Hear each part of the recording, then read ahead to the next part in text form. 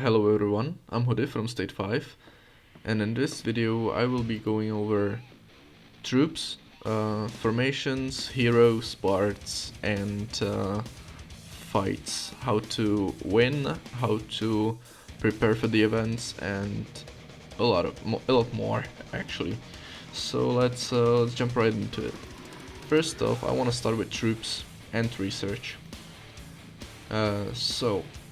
The basic thing is that fighters are defensive troops for the first row. Shooters are offensive troops with lower defense for the third row, and vehicles are like semi-defense, semi-offense for the second row. And that's the basic thing. But there is more to it. There are heroes. I mean, troops are very simple. Vehicles are fast, so if you wanna hit an enemy city fast, then use full APC of vehicles. If you want to deal the biggest damage, use fighters because they have the most destruction power. But you can combine them. As I said, fighters first row, vehicles second row, and shooters third row. It's the basic formation for the newer players, actually, because once the technology is in place, then vehicles are strong against fighters, fighters are strong against shooters, and shooters are strong against vehicles. That's the basic thing of the fighting. So with decent heroes, you should have full fighter formation, full shooter formation, and full vehicle formation. I don't have that because my heroes aren't that good, so I combine them, and not the way that I said before, because that's for the new players. I have upgraded shooters the most in my technology in elite fighters, elite military, I'm sorry. You see, there's a lot of things like increase shooter siege attack by 15%, shooter tactical might, etc, etc. There's a lot of things. So I have decided to use a fighter shooter formation because it deals the most damage to the enemy. It's not the strongest, it's not the weakest, it has great potential when it comes to dealing damage to another city. I'm also using full car formation, I'm also using full fighter formation.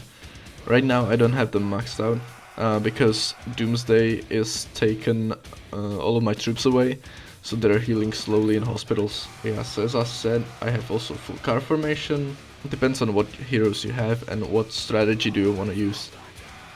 So let's get to heroes. So there are few types of heroes. Let me see. There are the normal ones, as Shooterman, Warhound, Forsaken One, Arsenal, Destroyer, Dawn Guardian, Reaper. And these 7 heroes are basic. It means everyone has them, everyone should have them, and everyone should have them maxed out. When you take a look at the military academy, you can see that I have like medals to spend, but I don't have really a hero that I would be able to spend them in. All of the heroes are divided in what row should they be in. For example, if you take a look at the Forsaken One, his skills have range 2, range 3 and range 2, which means he should be the first row hero, especially when he has plus 7% HP in his vacant skill. Because the longer you can shoot, the weaker formation you will hit. Because everyone uses fighters in first row and they have the greatest defense. Obviously, I use them too. So you wanna shoot the backline. That's why Forsaken One should be in the first row. When it comes to Arsenal, you see that his skills have range 3, and range 3. that makes him a good second row hero or a first row hero. He can take both of these roles. He is hitting 2 formations with this attack, and this one. Targets only 1 formation, but gives a suppress effect, which means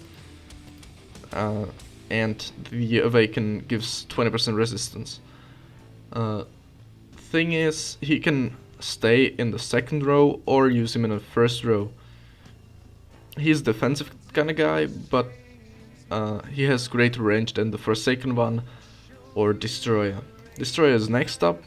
He has 7% HP in his Awaken skill, which means he is a great first row hero, range 2, range 3, range 2. As I said with the Forsaken one, it's the same. He is a first row hero. Warhound, range 3, range 2, range 3. Makes him decent first row hero, but his Awaken gives HP too.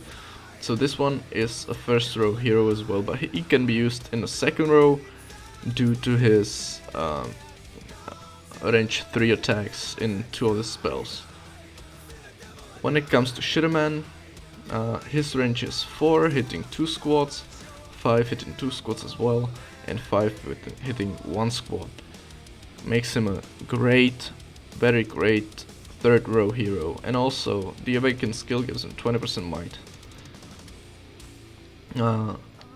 Dawn Guardian is the same as Shooterman, though he has range 5 with all of his spells, and he's hitting 2 squads, 3 squads, and 1 squad.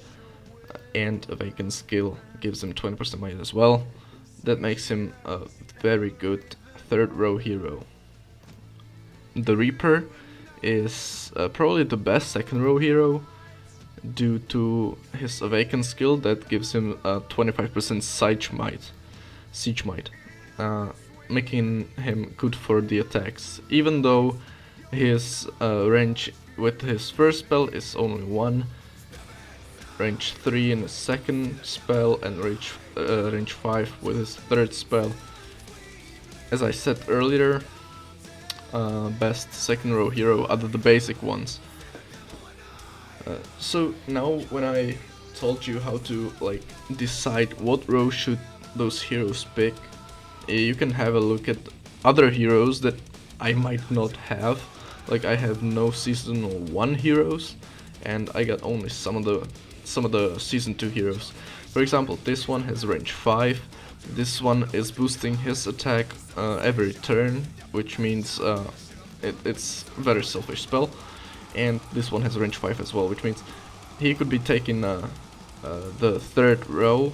It's up to you to decide what heroes to use, because even though I don't have unlocked Awaken skill, which is really important for the heroes, because 250% to Dictator skill, which is this one, even though there is written leadership skill, allows you to fill the formation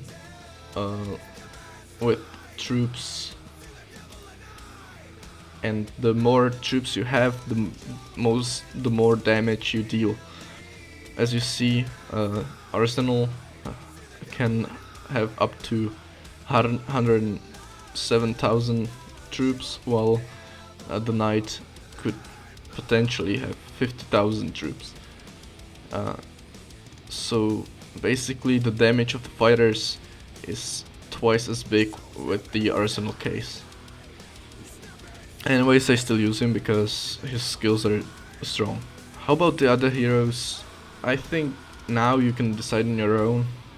So I'm gonna move to parts.